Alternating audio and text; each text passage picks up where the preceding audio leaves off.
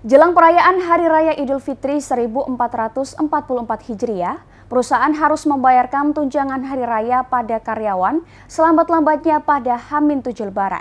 Di Kota Probolinggo, posko pengaduan THR didirikan. Posko pengaduan ini berguna bagi buruh atau karyawan yang tidak mendapatkan THR dari perusahaan masing-masing. Hal itu sesuai dengan ketentuan jika perusahaan tidak membayarkan tunjangan hari raya, maka akan mendapatkan sanksi. Jelang Lebaran, sebanyak 285 perusahaan di Kota Probolinggo bakal membagikan tunjangan hari raya di perusahaan masing-masing.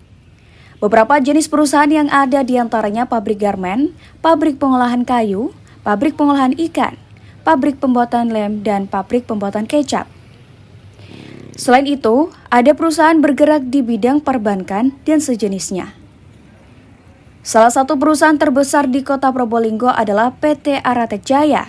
Pabrik garmen ini memperkerjakan ribuan karyawan, rata-rata didominasi perempuan. Dengan kondisi ini, Dinas Perindustrian dan Tenaga Kerja Kota Probolinggo mendirikan posko pengaduan THR. Posko ini sudah berdiri sejak 4 hari lalu dan berada di kantor Dinas Perindustrian dan Tenaga Kerja setempat. Di posko pengaduan ini disiagakan beberapa petugas bagian untuk mendata identitas pengadu dan bekerja di perusahaan mana. Posko mulai buka pada jam kerja. Selama 4 hari ini belum terlihat ada laporan karyawan yang perusahaannya terang-terangan tidak memberikan THR. Sesuai regulasi yang ada, karyawan berhak mendapatkan THR penuh 1 kali gaji dengan masa kerja di atas 1 tahun. Sementara masa kerja di bawah 1 tahun dihitung secara proporsional. Sesuai ketentuan yang ada, bagi yang perusahaan tidak membayarkan THR, maka dikenakan sanksi. Salah satu sanksi harus tetap membayar penuh THR pada karyawan dan mendapatkan denda sebesar 5% dari THR yang harus dibayar. Teman-teman juga kemarin sudah mulai jalan ke sampel ke 15 perusahaan untuk mengimbau kepada mereka, mengingatkan kepada mereka untuk membayar THR. Tindak lanjut yang dilakukan dinas ketika ada aduan apa Pak? Ya, apakah mediasi atau ya kita panggil tentunya mereka, kita tanyakan apa alasannya dan kita wajibkan untuk membayar.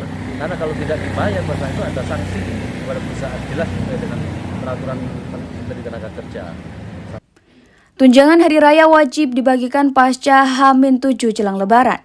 Jika terlambat atau bahkan tidak menerima THR, buruh atau karyawan bisa mengadukan ke posko pengaduan THR di Kantor Perindustrian dan Tenaga Kerja Kota Probolinggo yang terletak di Jalan Slamet Riyadi, Kecamatan Kanigaran, Kota Probolinggo, atau bisa melalui online.